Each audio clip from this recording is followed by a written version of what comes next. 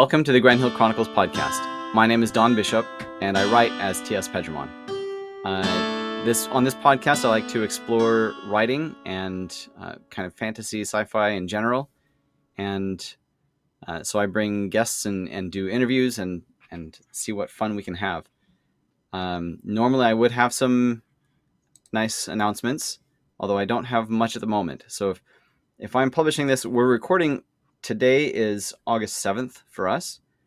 If it is August 14th for you, then I already went to the con last weekend, so there's no news there except it happened. So I'll not really any announcement. Oh, one announcement.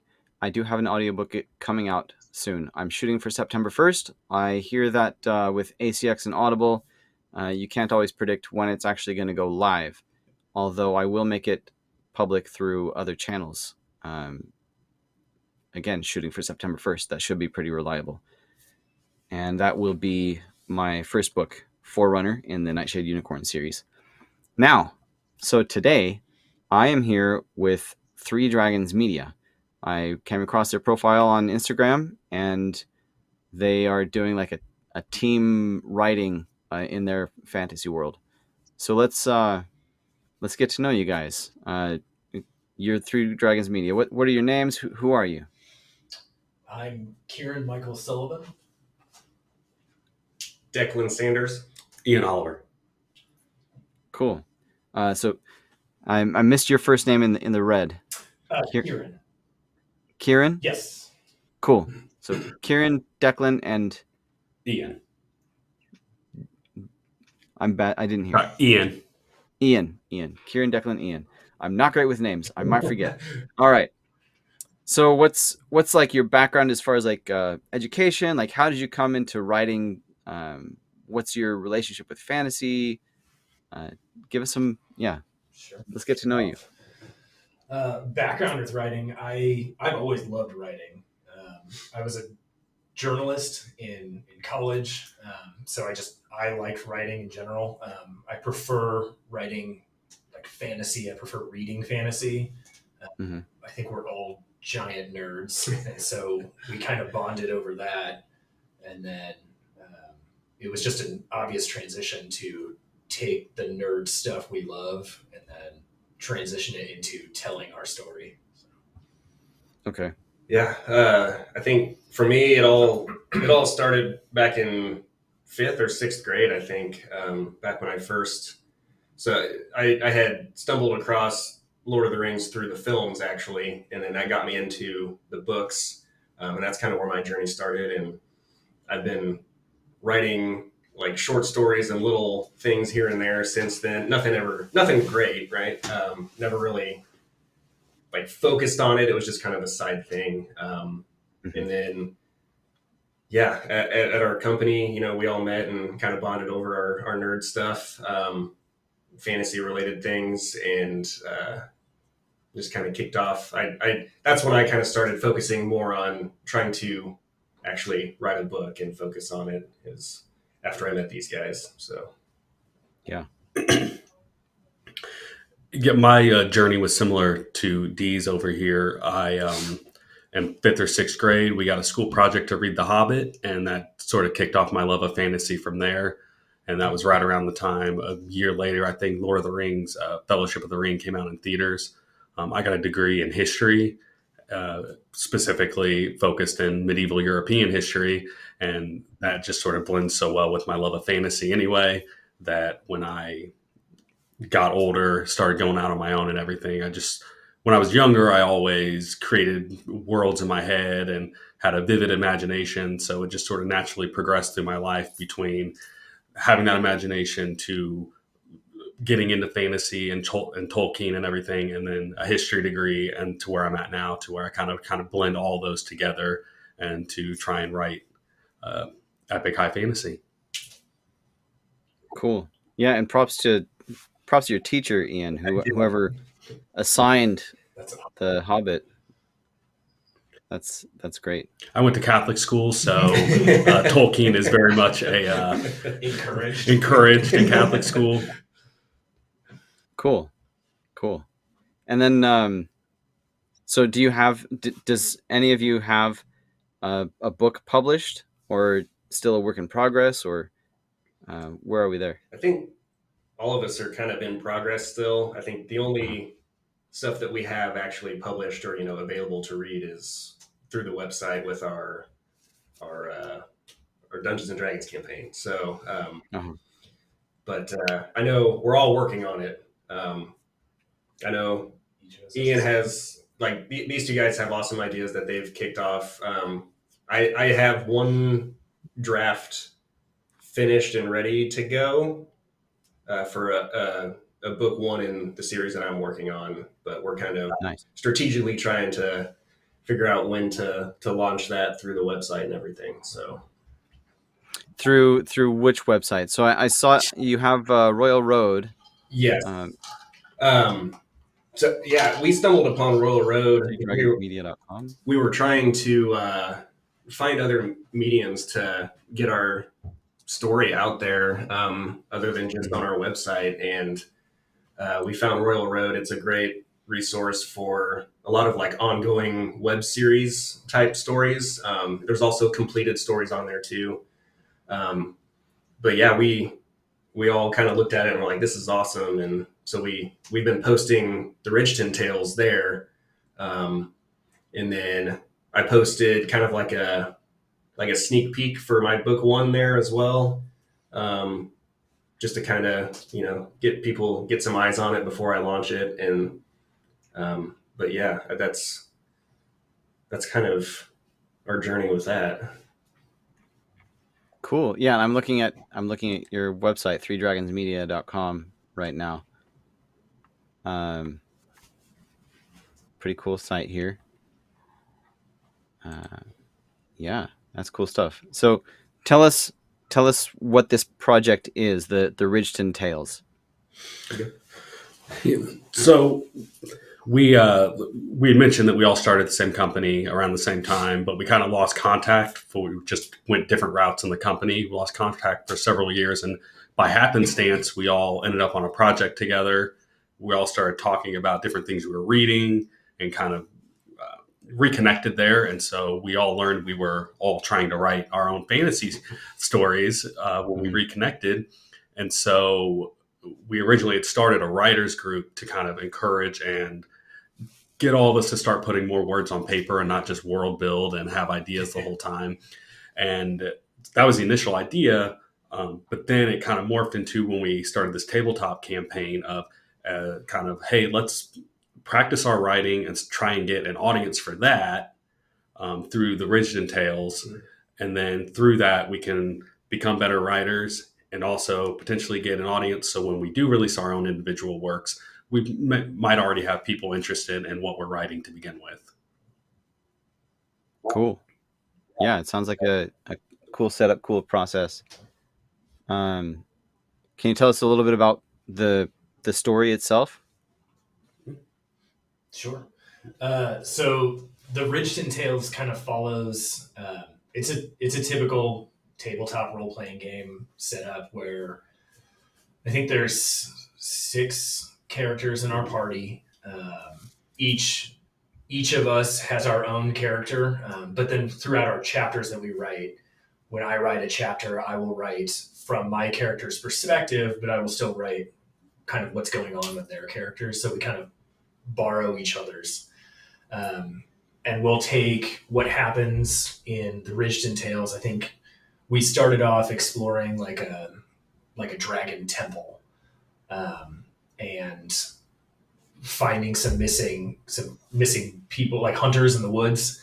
And then that's how our party met.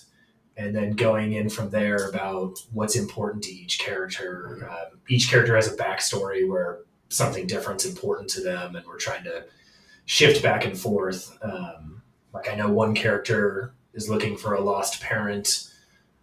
Some characters are exploring magic. Some characters are just oblivious and exploring the world. And we're all just kind of exploring that together through our 6 characters, but written by the 3 of us. Cool. Do you have any specific goals to like turn it into a book at some point, or like at any specific point? Or you just kind of going through it kind of exploratorily? Yeah, I think as Ian said, it started out as kind of like a way to help us improve, but also share our story with people that are interested. Um, but I think, as it goes on, we definitely want to split it up into, parts or arcs or something, and then publish those as like it's like a standalone arc of our campaign, and then continue on and go from there. It. I think that is The end goal. the end goal with it. And tabletop campaigns can be kind of finicky, so we have to. We're hoping that everything keeps going on and soldiering on smoothly. But if there's any bumps in the road, we'll figure it out and we'll keep it going. We're not just gonna end the story abruptly or anything, but we definitely want it to have some longevity and different arcs and watch these characters grow over their journey. Okay. Are you? It doesn't sound like you're doing it as lit RPG. Do you know? Are you familiar with that term? Yeah, no, it doesn't follow like the game rules per se, like like some of the other popular series out there. So you might derive the story from a tabletop game, but you tell it as if it's just Yeah, just like a story, yours. pure story. Yep. And we kind of adapt. So obviously we're using the RPG mechanics when we play the story. But when we write the story, I mean, we've made so many changes to different rules if they don't work out, or honestly, if it's funnier. We kind of adapt the rules and what actually happened to our own story. So we're taking what happened and then kind of molding it into our narrative story, and that's how we wanted to tell it. Yeah.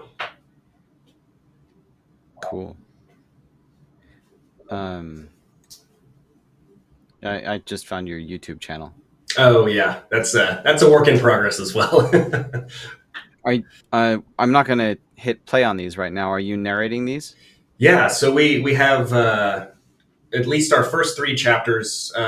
Each of us narrated our own chapter that we wrote, and we have all 3 of them are on Spotify, and then I have the first 2 uploaded to YouTube as like a little audio book version as well for each chapter. We want to release eventually all the chapters on audio just to reach an even wider audience, right? But just like you, we have crazy schedules, and finding time to sit down and record can be difficult sometimes. But we managed to get the first 3 out as kind of like it was a goal for us that we wanted to get done whenever we launched the site, and we're gonna slowly continue that as time goes on. Cool. And I want to say something for the author community can be really finicky about the, pardon my French, AI. It looks like you're using a lot of AI images, and I'm not bashing it because this isn't your job. You're not a big 5 or big 3 publisher. You don't have a staff of illustrators. Right. And AI enables you to have these beautiful illustrations of the world that you're creating. I think it's great. So now, whatever people think about whether AI is stealing or whatever, there would not be illustrations for this without that. Is that correct? Correct. Yeah. And I've tried to start transitioning us to more like licensed art, where like early on everything was kind of AI images, but as we've gone on, I've kind of started to transition away from the AI stuff into more licensing actual artists' artwork. That way we can use it as like backgrounds for images or the website, or Yeah. like in the videos, I have just, it kind of cycles through just random landscape artwork. But yeah, no, it is a touchy subject. But like you said, trying to get started out, it was just the avenue that worked for us. As time goes on, we've already talked about, we want to, pay artists to have, proper characters drawn and landscapes and scenes and stuff from the story. It's just, unfortunately, it's just going to take time until we can build up to that point, so. Yeah. And you got to do what works. So for me, I have my books, which are, I paid an artist to do my cover designs for both my books. And I'm working with the same artist for book 3 currently. And, so like, I'm not going to put AI art on my book covers. That's just me. Some people do. Some people think it's, you're evil if you do. That's just me. I don't want to do that for my book covers. But I do have some short stories that I share with my newsletter subscribers, and I want to have some kind of illustration for that. Mhm. And I have used AI for those images. I'm not trying to hide anything about it. It's how it is. Anyway, let's jump away from that topic. I think there's enough disgust in the world these days. Anyway. But it lets me know, you're messaging to me what aesthetic you're going for, Mhm. and it lets me know if this is the kind of world that I want to experience or not. So I think it's very useful. Mhm.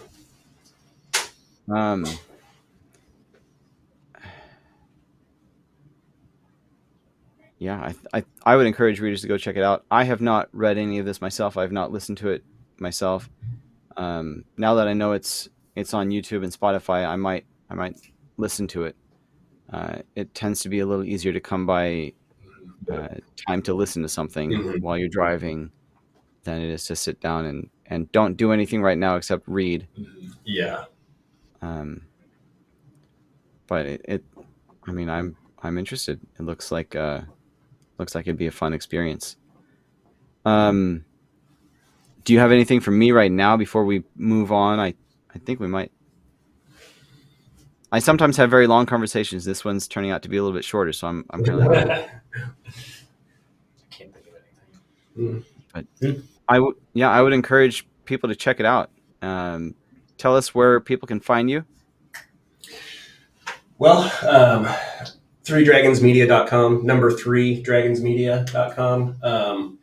That is a big portal to all of our social media. There's links there for everything. You can read the story on the actual website, or royalroad.com is where we're at. Search Ridgeton Tales. Yep, search the Ridgeton Tales, and it'll pop up. I do know Royal Road, they do have an app, so I know people trying to read on a phone from an actual website can be difficult, but the Royal Road has an app that has a reader, kind of like like you're reading on a Kindle or something. Makes it a little bit easier. And then we're on Instagram and Facebook. Yeah, go check us out. YouTube, Spotify. Just search the Ridgeton Tales and we'll pop up. Yeah, and Instagram is where I found you. And I'll put those links in the show notes for people driving or whatever, and you can look at your phone later. Those links will be in the show notes. Awesome.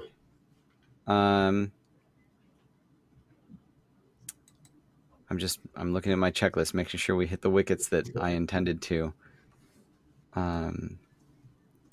I would like to talk to you about something after we stop recording, but for now, let's go ahead, and I'd like to invite you to create a character to include into my Nightshade Unicorn saga. I reserve the right to modify the character so that it fits the aesthetic of the world that I'm writing.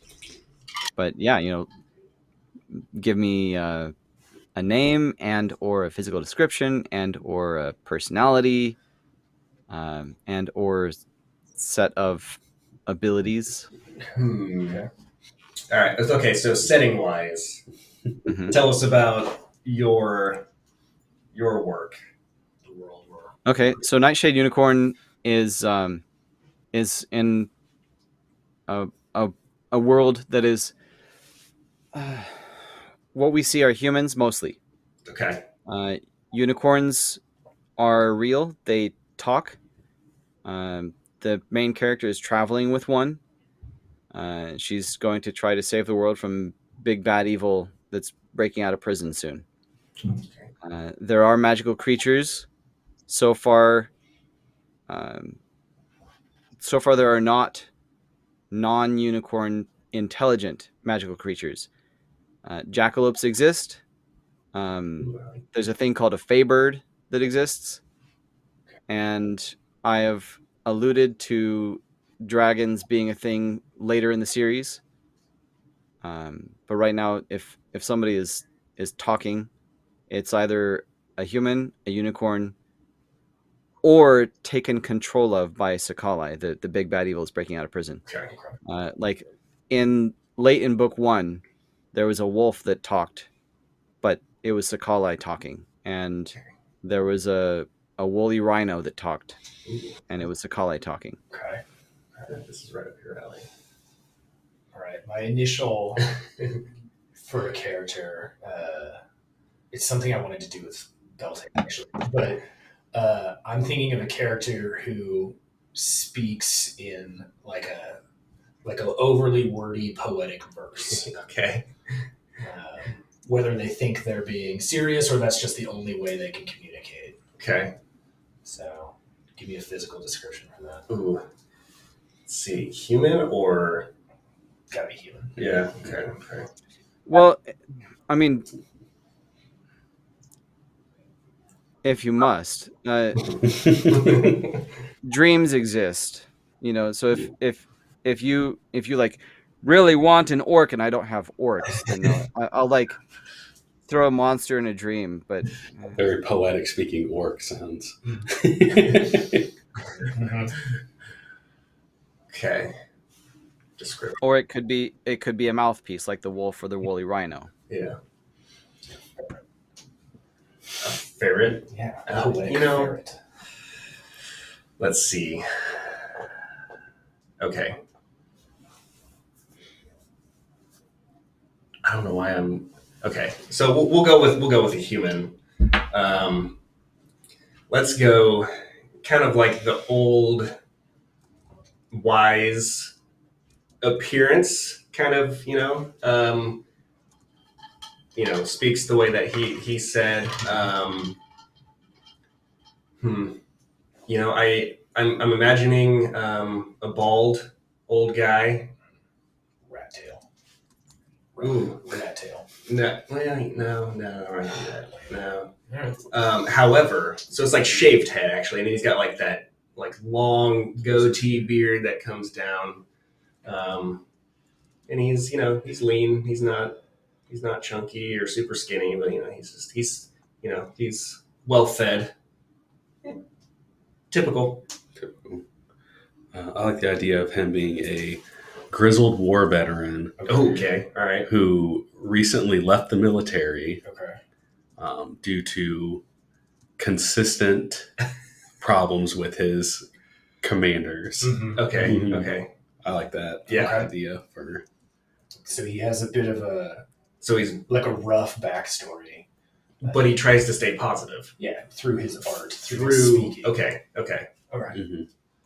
So We can make that work. What does he wear? So he used to, if he was in the military, he would used Uh-huh. to have like a uniform, but I think he's more ostentatious now. Okay. Mm-hmm. So he's adopted brighter colors. So like Saruman. I mean, he adopted a single color. Yeah. I was going to go with like brighter, like, Yeah. Saruman adopted a non-color. Yeah, exactly. Or all the colors. If you're talking about flag. Either way, you're wrong. What's more colorful than all the colors? Many colors. Sure. Yeah. No. Okay. No, I like it. So he's like embraced like, his bright greens and his Okay. Mhm. All right. his I like that. royal purples. Yeah, because he wants to stand out. He's like, He's embracing his personality. Yeah. He's like, look at me. I am art. Yes. Okay. That he had kept had been kind of muffled beforehand. Okay. And you said the humans don't have magic? Well, if you This could be a spoiler. little So Oh, yeah. No spoilers. minor spoiler, like getting into book 1, there begin to be humans with some abilities. Okay. I think his art is his ability. Yeah. I think whether he's Actually, technically, there is a human with abilities late in book 1. Okay. So not strictly book 2. Okay. no, I'm thinking his poetry and his art is his ability. Okay. And that's how he communicates with the world around him. Again, he might think he's being serious, but he sounds ridiculous. Fair. I like that. You want to name him? yeah, you're the naming guy there, D. Yep. Oh man, what kind of origin do we want for a name? Like, You know this is not where I thrive. So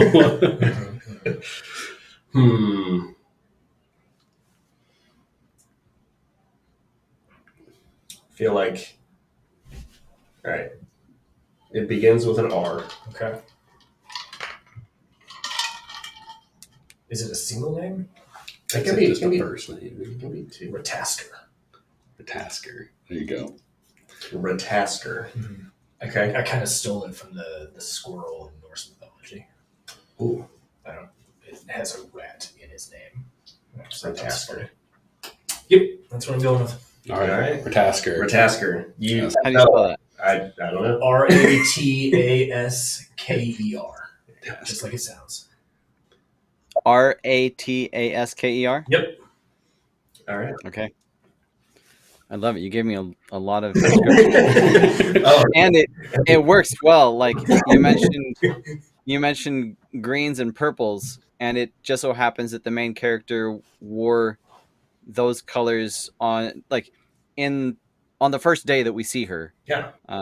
She's going to her town's coming of age celebration, and she wears a green and purple dress. Awesome. So like It was meant to be.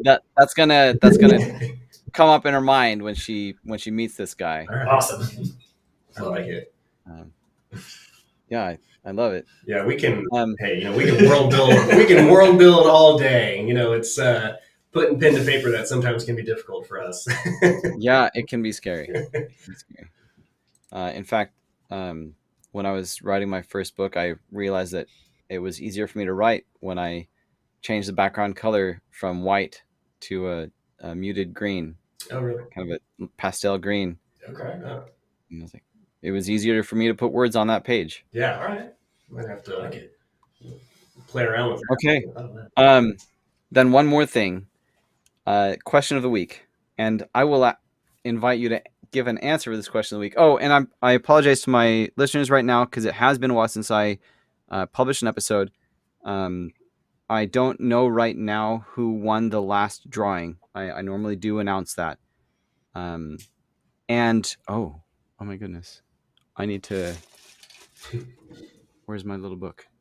I need to announce the numbers from the current open drawing.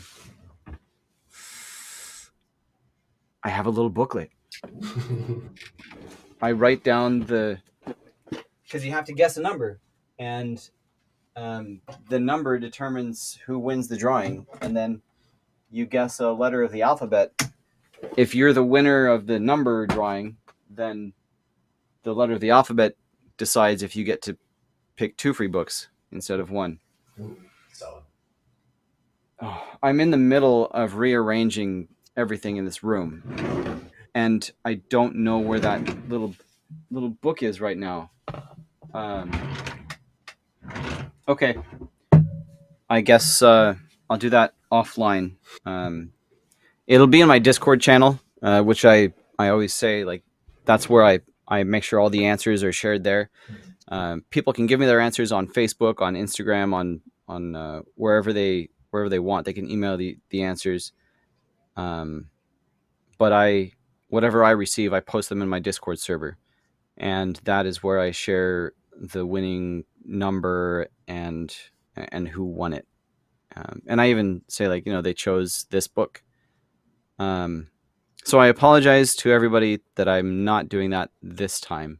I'm not announcing in the episode who the winner is and what that was. So, all right. So the new question of the week, which will be public when this episode goes live, August 14th, probably.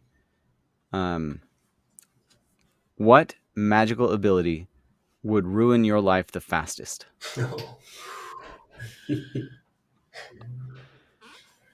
Is this a magic ability that we obtain, or if it was in the world now, dropped in on other people? You decide. It could be You decide.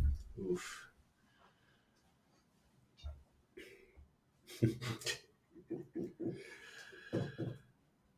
Man, Ruin your... I'm thinking too. I have an obvious answer. Would ruin your life the fastest. Yeah, my go-to answer is time travel. Anything to do Oh. with time travel, because one, it'll confuse me. Like You could even ruin your life before you gain the ability. exactly, and then, like, I couldn't keep track of it. I would get lost. Everybody would be popping in and out. No decision would mean anything because you could always redo literally everything. Like, time travel would just, the ability to do that, like, person to person, it would just, my life would be in shambles. yeah, I think mine, like, I feel like some people would think that it would be a blessing. I feel like it might be a curse, depending on if you can turn it off or not. Would be like reading people's thoughts. Mm-hmm. You know, like, do you really want to know? Yeah, like, there's no Like, privacy whatsoever. like, everybody, like, what they are thinking every minute of every day. It's like, I don't know if I would want to know what certain people are thinking or what's going on. I think it would drive me crazy and ruin a lot of things for me. But yeah, I think the time travel one was better, but I think, that for me, the mind reading thing would be a little overwhelming. So.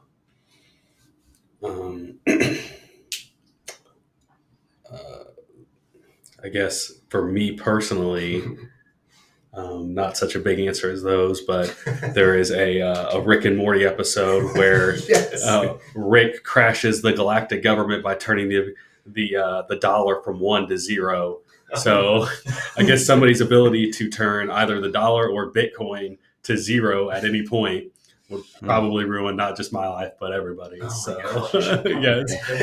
Crashing economies very quickly.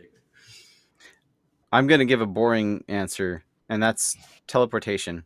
If people at large could teleport, that would be the expectation, and nobody would like actually travel anywhere. Yes. And our bodies need that. Our bodies need to get up and move. Oh, yeah. And if people could teleport, they would wake up, turn off the alarm, and bam, they'd be in the closet, put on their clothes. Bam, they'd be at work 5 minutes after waking up, and they wouldn't do any traveling.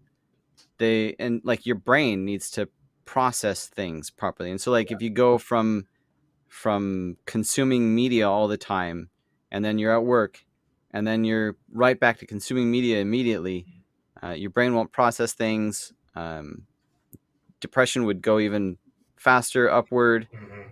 So yeah, that's my answer. If people in general could teleport. Yeah, that's a good one. I like that.